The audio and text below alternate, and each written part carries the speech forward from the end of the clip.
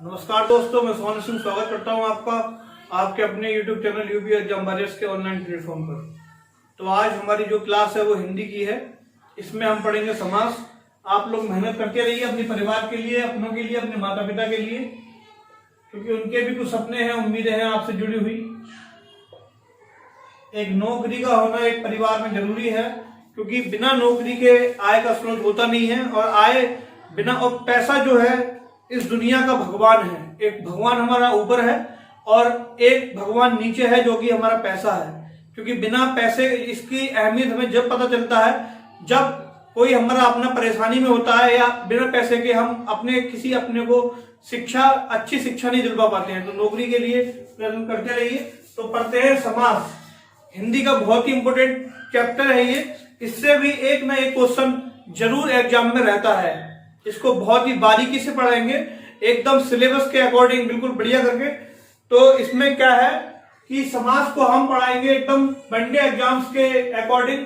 इसको UPP, UP लेखपाल, UPSI और यूपी टेट, सुपर टेट, कोई भी एग्जाम हो हमारा, सबको कवर करते हुए सिलेबस को पढ़ाएंगे इसमें।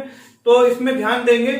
समास शब्द का अर्थ होता है, तो पहले हम जान लेंगे समास शब्द का अर्थ होता है। अर्थ होता है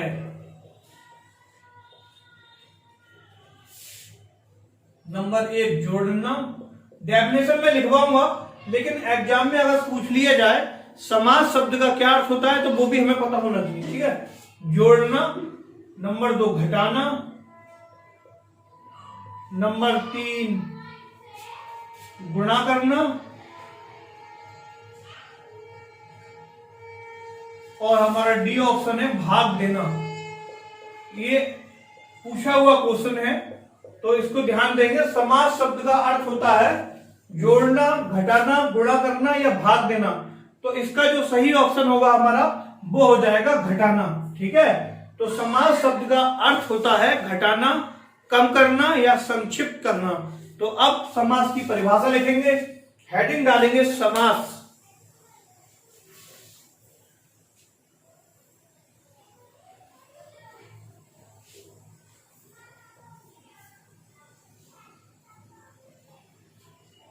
मेरी पूरी कोशिश रहेगी कि इसमें हर एक चीज को बिल्कुल बारीकी से मैं क्लियर करूं आप लोगों के लिए। समास हेडिंग डाल लेंगे और इसमें लिखेंगे समास शब्द का मूल अर्थ होता है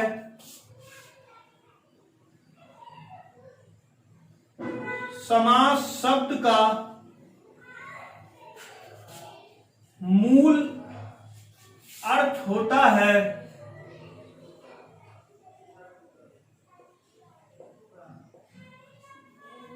घटाना या कम करना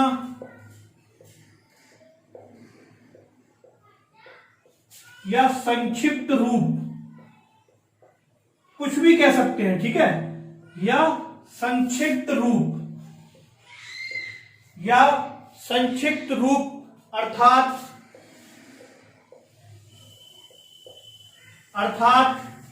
दो पदों का संक्षिप्त रूप समास कहलाता है।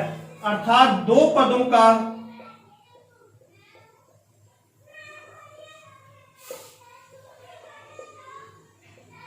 संक्षिप्त रूप समास कहलाता है।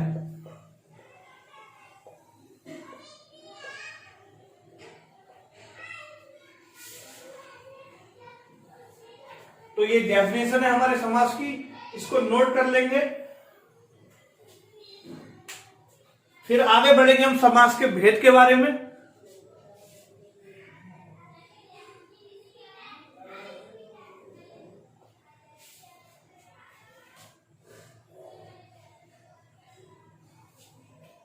अगर एग्जाम में आपसे पूछ लिया जाए, एग्जाम में देखो कैसे क्वेश्चन बनते हैं। मैं बिल्कुल छोटी से छोटी, मैंने आपसे क्या कहा, वनडे एग्जाम के पर्पज से कैसे क्वेश्चन बनते हैं, कैसे पूछा जाता है, सबको कवर कराने की मेरी पूरी कोशिश है।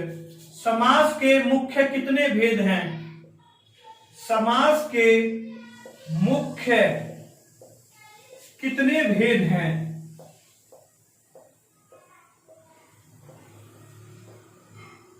कि टेट हमारा होने वाला है दिसंबर में, तो उसको भी कवर करेगा, हिंदी आएगी उसमें भी। समास के मुख्य कितने भेद हैं? ए 4, बी 5, सी 6, डी हमारा हो जाएगा इनमें से कोई नहीं। अब मेरी बात सुनो, अब आप लोग क्या करोगे, मेरी बात सुनोगे। समास जिन्होंने मतलब बेसिकली जो लोग समास पढ़ते हैं, मुख्य रूप से 50% जो है 6 के साथ चले जाएंगे। 50% से ज्यादा लोग 6 के साथ चले जाएंगे इसमें, ठीक है। जो लोग गहराई से पढ़ते हैं वो ही लोग 4 के साथ जाएंगे, क्योंकि समास के मुख्य 4 भेद होते हैं, ठीक है। तो समास के मुख्य कितने भेद होते हैं बेटा? 4 भेद होते हैं। तो इसमें हमारा ये वाला ऑप्शन ठीक हो जाएगा। मैं आपको अभी बताऊंगा, नोट कराऊंगा, समझ में आ जाएगा। तो ये ए ऑप्शन हमारा ठीक है, समास के मुख्य 4 भेद होते हैं।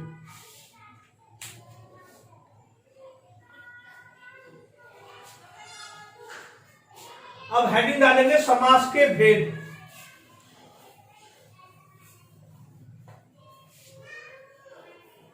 मैं एक बार फिर आप लोगों से ये कहना चाहूंगा, आप ये समझिए कि आप इलाहाबाद की नोट इलाहाबाद में पढ़ रहे हैं, आप जो कोचिंग कर रहे हैं इलाहाबाद में कर रहे हैं, मतलब ये मत सोचिए कि आप मतलब ऐसी कोचिंग कर रहे हैं कि कहीं छोटी मोटी जगह से पढ़ रहे हैं, इलाहाबाद के नोट से आप पढ़ रहे हैं, ठीक है।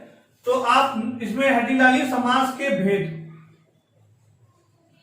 और इलाहाबाद की भी एक प्रतिष्ठित कोचिंग के नोट से पढ़ रहे हैं आप, समास के भेद।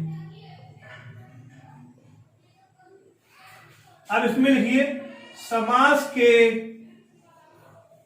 मुख्य 4 एवं कुल 6 भेद हैं, एवं कुल 6 भेद हैं। अब यहां से क्वेश्चन चेंज हो जाता है। अगर एग्जाम में पूछा जाए मुख्य कितने हैं तो आंसर हो जाएगा 4। अगर ये पूछा जाए कुल कितने भेद हैं तो आंसर हो जाएगा 6। कुल 6 भेद हैं, कुल 6 भेद हैं, इसको नोट करो। नंबर 1 द्वंद्व समास।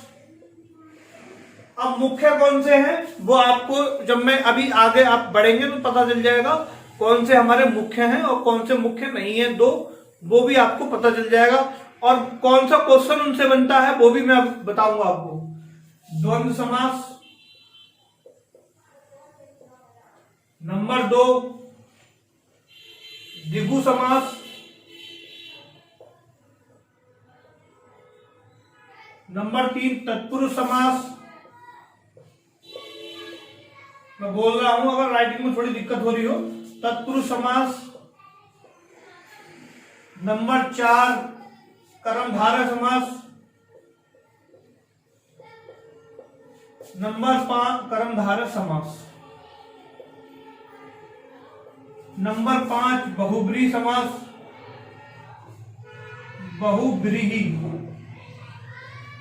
बहुब्रीहि समास। नंबर 6 हो जाएगा हमारा अव्ययी भाव समास। अव्ययी भाव समास। ये हमारे 6 समास हैं कुल। इसमें 4 मुख्य कौन से वो अभी आप नोट लिखवाएंगे तो पता चल जाएगा।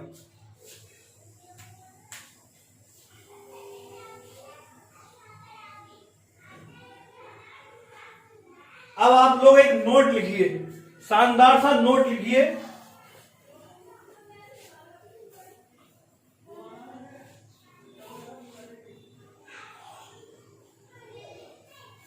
नोट में लिखना है आपको द्विगु समास।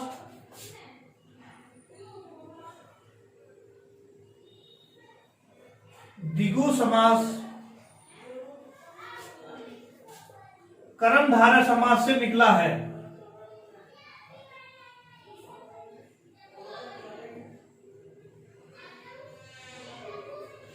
कल की वीडियो थोड़ी खराब हो गई थी, उसमें ऊपर का जो लिखा हुआ था वो समझ में नहीं आ रहा होगा आप लोगों के लिए, तो उसके लिए मैं सॉरी कह रहा हूं। आज उसका ध्यान रखा गया है, ठीक है। द्विगु समास कर्मधारय समास से निकला है, और कर्मधारय समास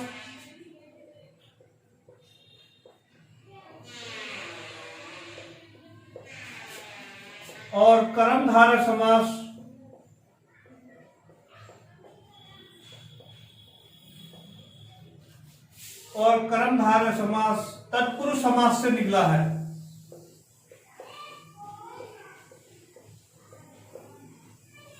तत्पुरुष समास से निकला है।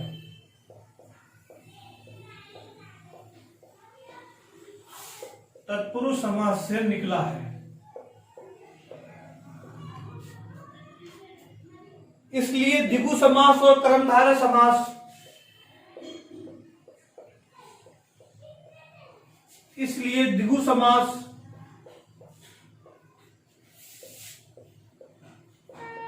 इसलिए द्विगु समास और कर्मधारय समास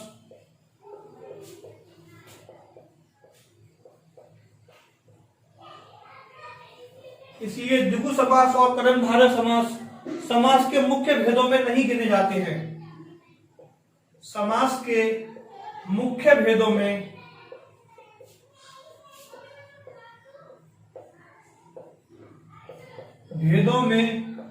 नहीं गिने जाते हैं। अब आपको क्लियर हो गया होगा, नहीं गिने जाते हैं। अब इस नोट के बाद आपको पता चल गया होगा कि मुख्य कौन से हैं और जो हमारे जो अलग अलग हैं वो कौन से। ठीक है,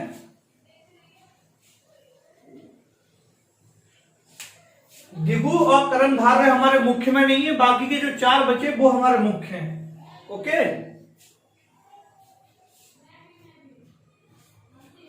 अब एक एग्जाम में एक क्वेश्चन अक्सर पूछा जाता है, वो मैं आपको नोट करा रहा हूं।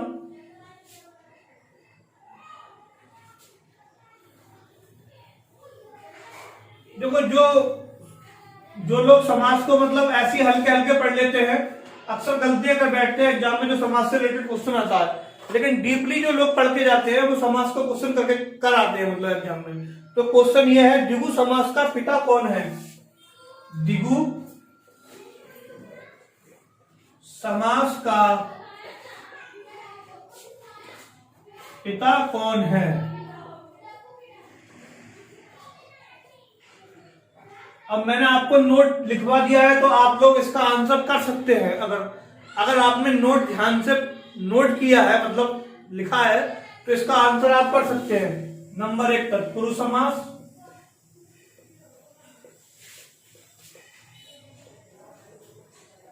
जिससे निकला होगा वो इसका पिता हो जाएगा। नंबर 2 कर्मधारय समास,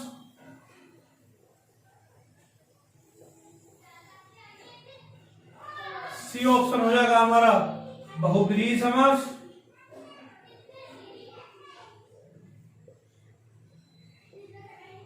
और डी ऑप्शन हो जाएगा हमारा इनमें से कोई नहीं।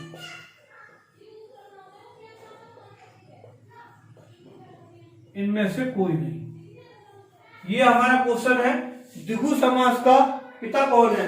मैंने नोट में लिखवाया आपको, द्विगु समास हमारा किससे निकलता है? कर्मधारय समास से। तो कभी कभी एग्जाम में ऐसे क्वेश्चन भी पूछे जाते हैं, तो आप नोट अगर ध्यान से पढ़ के जाएंगे तो कोई भी क्वेश्चन आपसे हिंदी में बचेगा नहीं। ठीक है, तो अब चर्चा करेंगे धीरे धीरे सारे समासों के बारे में। तो पहली हेडिंग है हमारी द्वंद्व समास।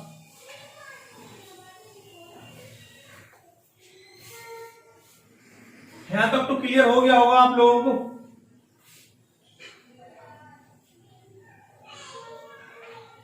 बिल्कुल बारीकी से पढ़ा रहे हैं, एकदम छोटी से छोटी और बड़ी से बड़ी चीज समास को लेकर के। द्वंद्व समास,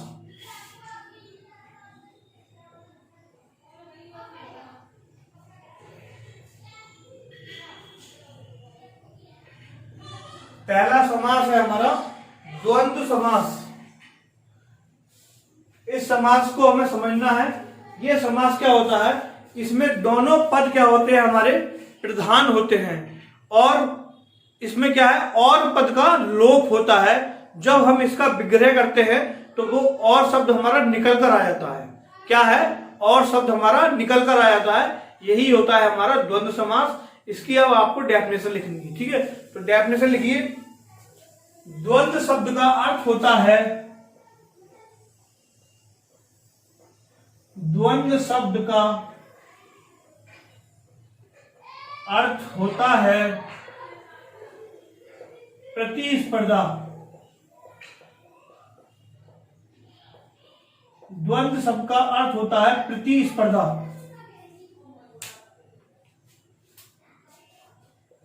जिस शब्द में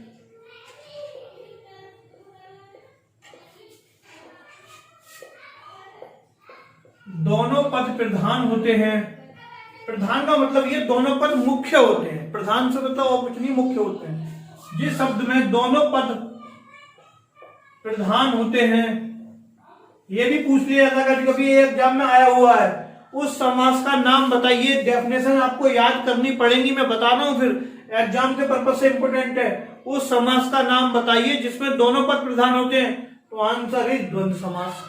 ऐसे भी एग्जाम में क्वेश्चन बनते हैं। उस समास का नाम बताइए जिसमें पहला पद संख्यावाची विशेषण होता है और दूसरा पद प्रधान होता है, तो उसकी चर्चा हम आगे करेंगे। ऐसे भी बनते हैं, तो डेफिनेशन पे भी ध्यान देना, इसीलिए मैं डेफिनेशन नोट करा रहा हूं, ठीक है। तो बने रहे पूरे मन से। जिस शब्द में दोनों पद प्रधान होते हैं, द्वंद्व शब्द का अर्थ होता है प्रतिस्पर्धा। जिस शब्द में दोनों पद प्रधान होते हैं और एवं, ये जो और है हमारे कॉमा में बंद होगा, और शब्द का लोप होता है, और शब्द का लोप होता है मतलब छुपा हुआ होता है, लोप होता है, जो कि विग्रह करने पर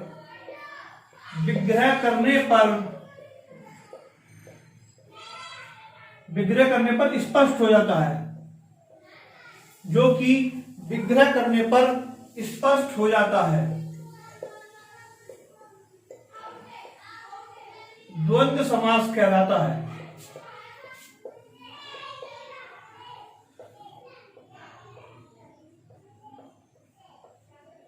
तो ये तो हो गई हमारी डेफिनेशन।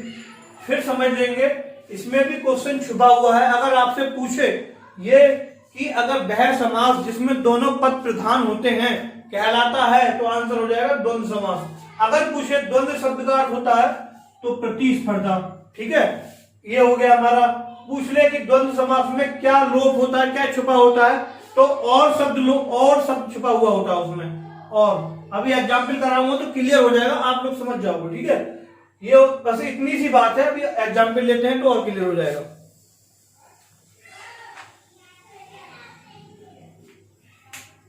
इसको नोट कर लें जल्दी से।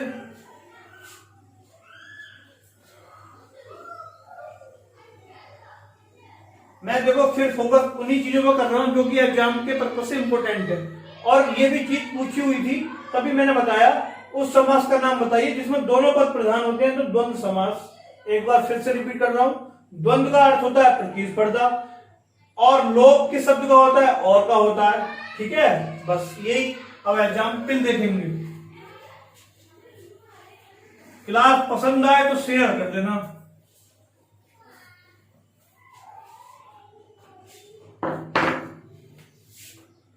एक तरफ लिखेंगे शब्द, एक तरफ लिखेंगे विग्रह, और एक तरफ लिखेंगे समास का नाम। समास का नाम, समास का नाम, ठीक है। एक तरफ हमारा शब्द है, एक तरफ विग्रह है, और एक तरफ समास का नाम है। तो पहला शब्द है हमारा माता पिता।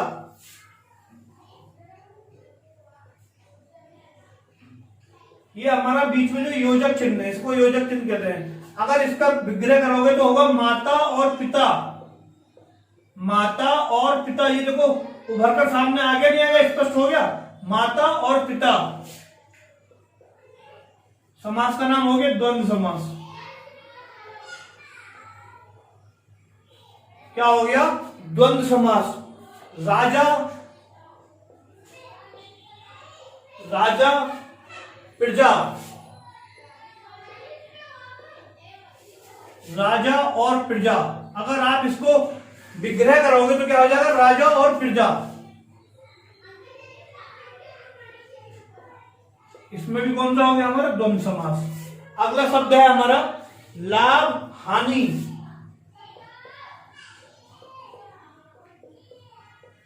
इसका आप विग्रह करेंगे तो क्या हो जाएगा, लाभ और हानि।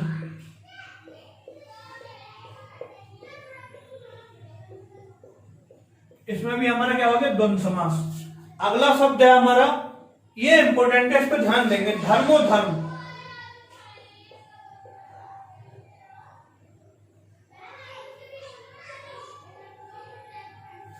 धर्मो धर्म,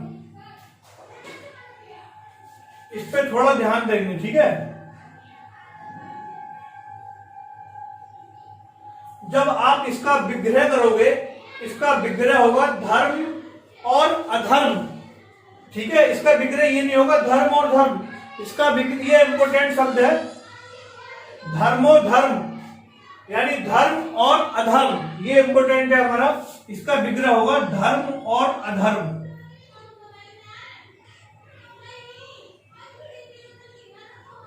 और आगे तो हमारा हो जाएगा ये द्वंद्व समास। अगला देखेंगे,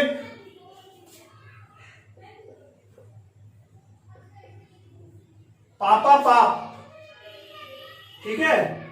इसका क्या हो जाएगा, पाप और अपाप, पाप और अपाप। पाप, इसका अगर विग्रह करेंगे तो हो जाएगा पाप और अपाप, यानी पाप और अपाप का मतलब पुण्य, पाप और पुण्य हो जाएगा, ठीक है। अगला शब्द देखेंगे, यह भी बहुत इंपॉर्टेंट है, पूछा हुआ क्वेश्चन है, लाभालाभ। इसका अगर विग्रह करेंगे तो हो जाएगा लाभ और अलाभ।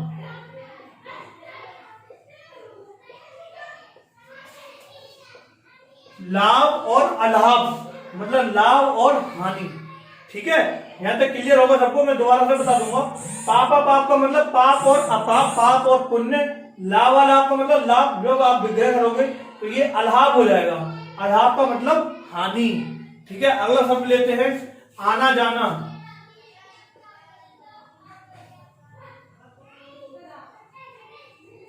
आना जाना, आना और जाना, आना और जाना, इस तरह से बहुत सारे एग्जाम्पल हैं। मैं आपको बुक बता दूंगा, हिंदी की बेस्ट बुक है, उसको आप ले लेंगे तो और प्रैक्टिस हो जाएगी, ठीक है। अब इसकी पहचान के बारे में आप देखेंगे, ये एग्जाम्पल नोट कर लो।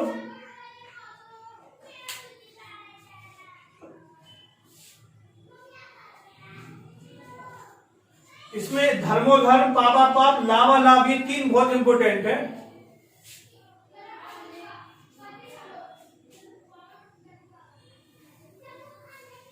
अब हेडिंग डालेंगे पहचान।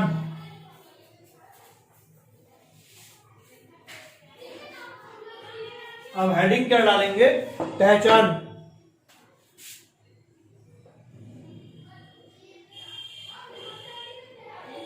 अब पहचान में लिखेंगे, द्वंद्व समास में दोनों पदों का, द्वंद्व समास में दोनों पदों का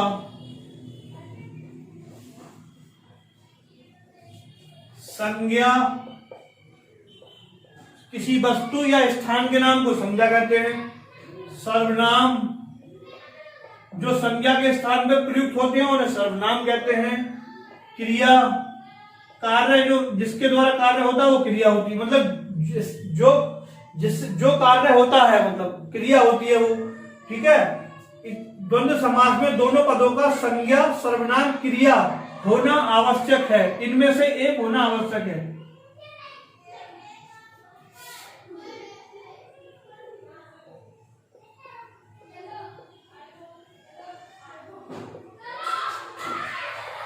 आवश्यक है, और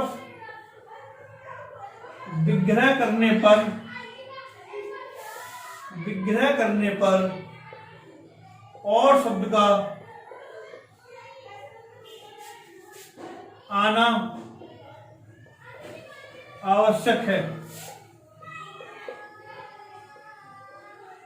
एक तो यह है, जो भी शब्द हो हमारे, या तो वो संज्ञा हो या सर्वनाम हो या क्रिया हो, इन तीनों में से एक हो, मतलब संज्ञा हो, सर्वनाम हो, क्रिया हो। मेरी बात समझ रहे होगे आप। संज्ञा क्या होती है, किसी वस्तु या स्थान के नाम को संज्ञा कहते हैं।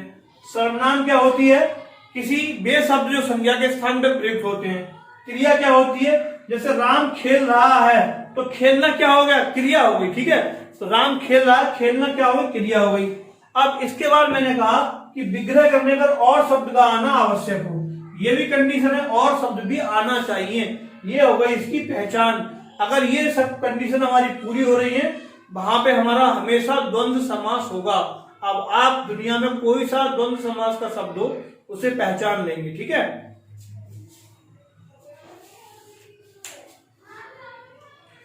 एक एग्जाम्पल लेते हैं।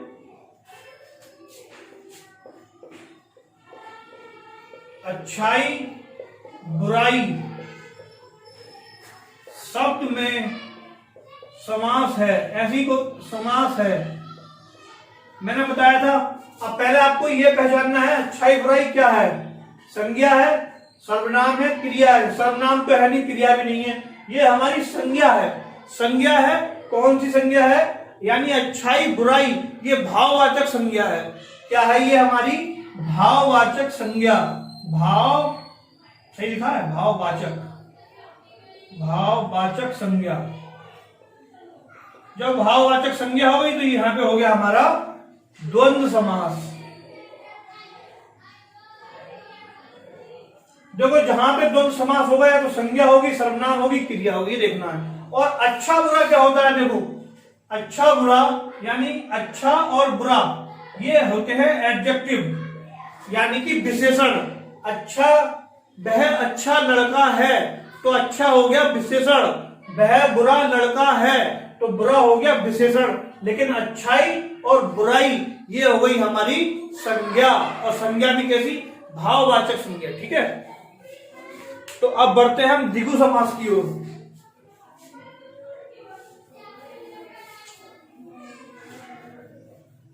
मेरी पूरी कोशिश रहेगी समास ही नहीं, हर एक हिंदी के टॉपिक को मैं पूरी मेहनत और ईमानदारी से पढ़ाऊं। जब तक भी जुड़ा हूं आप लोगों के साथ, पूरी ईमानदारी से जुड़ा रहूं। द्विगु समास नंबर 2। थोड़ा मेंबर जोड़िए आप लोग भी, यार चैनल सब्सक्राइब कराइए, और जिन लोगों ने नहीं किया है वो लोग चैनल को सब्सक्राइब कर लें। ये कहना तो नहीं चाहिए बार बार, लेकिन क्या करेगा। द्विगु समास, द्विगु समास, इस समास में प्रथम पद संख्यावाची विशेषण होता है। संख्यावाची विशेषण होता है।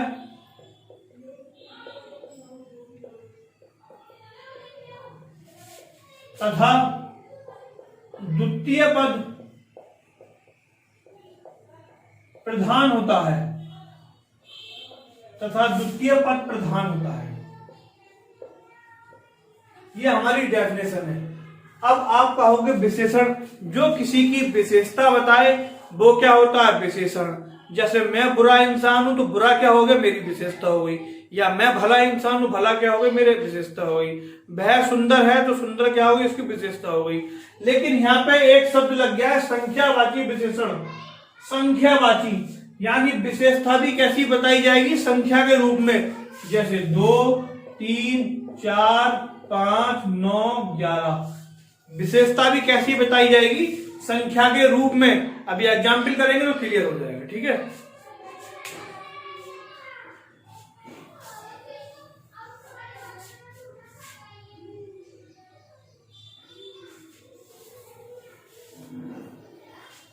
तो फिर वही टेबल बनाएंगे आप लोग। एक तरफ शब्द लिखेंगे, एक तरफ विग्रह शब्द, विग्रह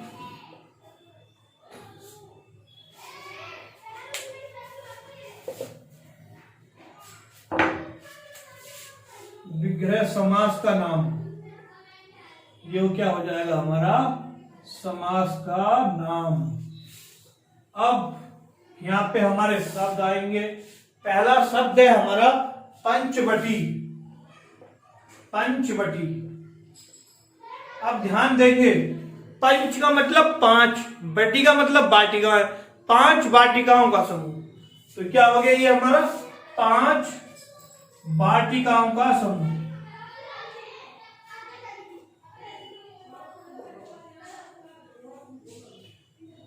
5 वाटिकाओं का समूह हो गया हमारा द्विगु समास। अगर आप लोगों ने ऐसी विश्वास बनाए रखा तो हिंदी आपकी ऐसी हो जाएगी, किसी भी एग्जाम में आप बैठ जाओ, मिशन फतेह। पंचवटी 5 वाटिकाओं का समूह। ठीक है, अभी मैं एक नोट लिखवाऊंगा आपको कि अगर इशारा कर दे वो शब्द किसी और की तरफ तो वहां पे हो जाएगा हमारा बहुब्रीहि समास। तो अभी जल्दबाजी नहीं है। दूसरा शब्द हो गया हमारा पंचवटी, दूसरा हो गया नवग्रह। नवग्रह 9 ग्रहों का समूह। 9 ग्रहों का समूह क्या हो गया हमारा द्विगु समास। तीसरा हो गया हमारा नवरात्रि। नवरात्रि 9 रात्रियों का समूह। 9 रात्रि का समूह। चौथा हो गया हमारा चौराहा। चौराहा 4 राहों का समूह। जहां पे 4 राहें एक दूसरे को काटती हूं वहां पे बनता है चौराहा। 4 राहों का समूह चौराहा। ठीक है। दुपट्टा। दुपट्टा इस तरह की क्वेश्चन चल रहा था। दुपट्टा 2 पट्टों का समूह। 2 पट्टों का समूह। 2 पट्टों का समूह। ठीक है। अठन्नी। अठन्नी। अठन्नी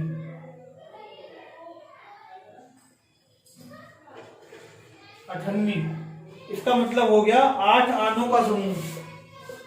8 आनों। 8 आनों का समूह। तभी तो हमारी बनेगी अठन्नी, जब 8 आनों का समूह होगा। ठीक है, तो ये हमारे एग्जाम्पल है इसके, इनको नोट कर लो, फिर इसकी पहचान की तरफ बढ़ेंगे।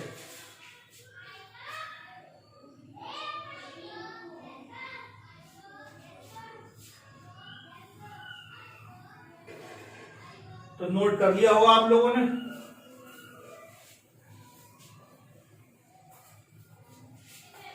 पहचान हेडिंग डालिए। पहचान इसलिए लिखवा रहे हैं कि इससे याद करने में सहायता मिलती है। पहचान। इस समास में प्रथम पद का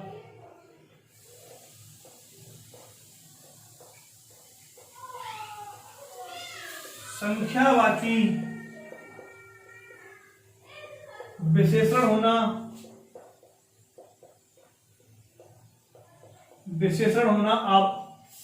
होना जरूरी है।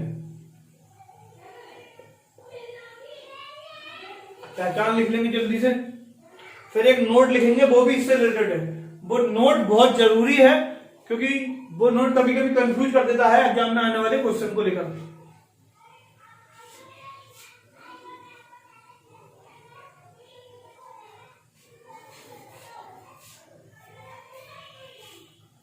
नोट बहुत इंपॉर्टेंट है। नोट क्या है हमारा, बहुत ही ज्यादा इंपॉर्टेंट है। यदि किसी शब्द में प्रथम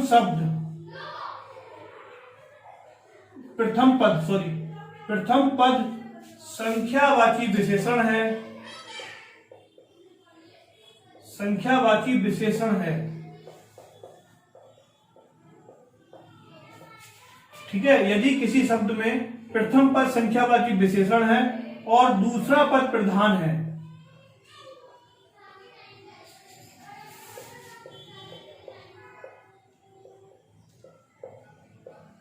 परंतु दोनों मिलकर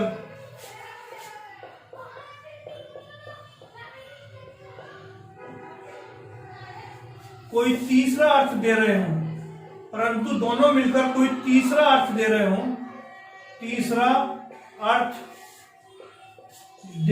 हों, तब वहां द्विगु समास ना होकर के, बड़ा ध्यान देंगे यहां पर, द्विगु समास ना होकर के बहुव्रीहि समास होता है, बहुव्रीहि समास होता है। बड़ा इंपॉर्टेंट नोट है ये। मान लो किसी शब्द का प्रथम पद संख्यावाची विशेषण हो गया, दूसरा पद प्रधान हो गया, लेकिन क्या हुआ, वो दोनों पद मिलकर के तीसरे पद की ओर इंगित कर रहे हैं, उन्होंने अपना अर्थ छोड़ दिया और तीसरा पद ग्रहण कर लिया, तो वहां पर क्या होगा, हमारा द्विगु समास ना होकर के बहुव्रीहि समास हो जाएगा। जैसे दशानन, यानी 10 क्या है हमारा, 10 है हमारा संख्यावाची विशेषण, ठीक है, लेकिन इसमें क्या हुआ, संख्यावाची विशेषण होने के बावजूद भी ये तीसरा पद ग्रहण कर रहा है, तो हमारा द्विगु समास ना होकर के ये बहुव्रीहि समास हो जाएगा। मैं कुछ शब्द लिखवा रहा हूं, इनको नोट कर लो, पहले इसको नोट कर लो।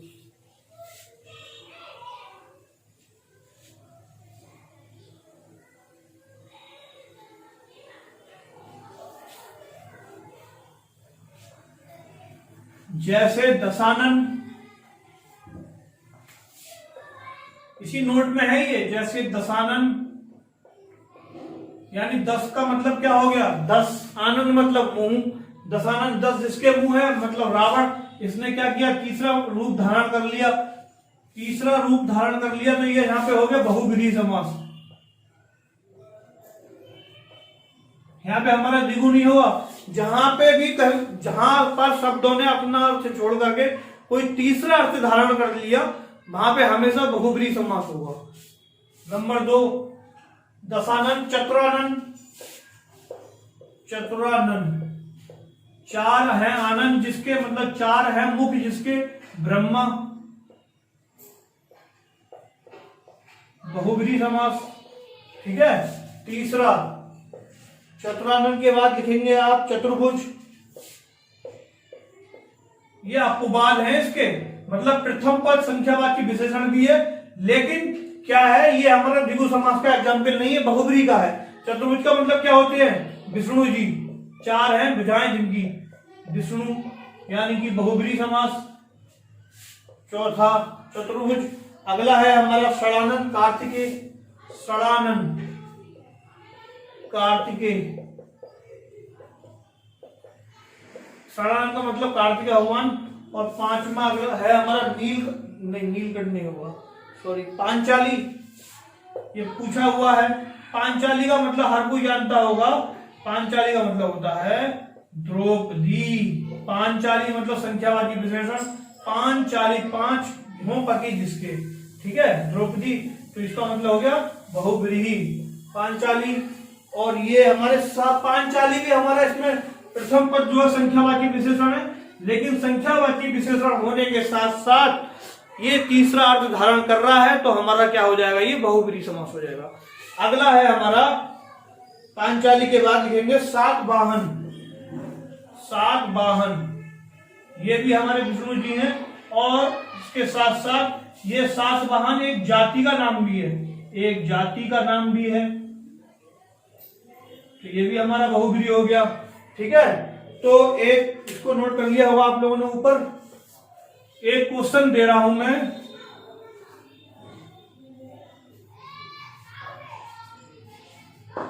अगर क्वेश्चन ये आ जाए 10 मुखों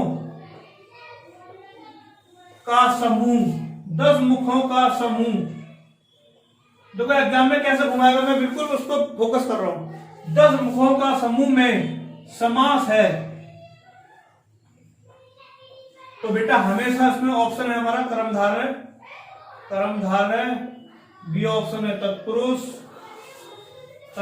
सी ऑप्शन है द्विगु, और डी ऑप्शन है हमारा बहुव्रीहि।